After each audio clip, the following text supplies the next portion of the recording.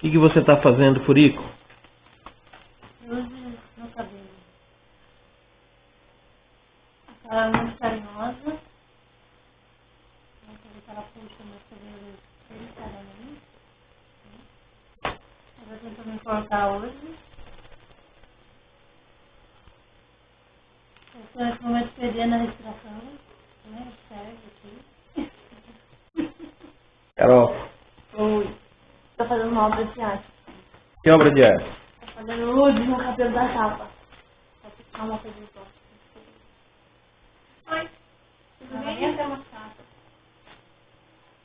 A Carol está judiando da Furico. A Carol está judiando da Furico. A Carol não sabe fazer as coisas. Deixar ela com o cabelo igual daquelas loironas, assim, oxigenadíssimas. Tipo queda?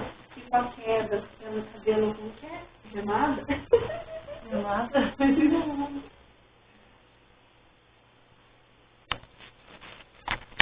Tá ficando legal, né, povo? Tá ficando legal. Depois eu vou mostrar os resultados.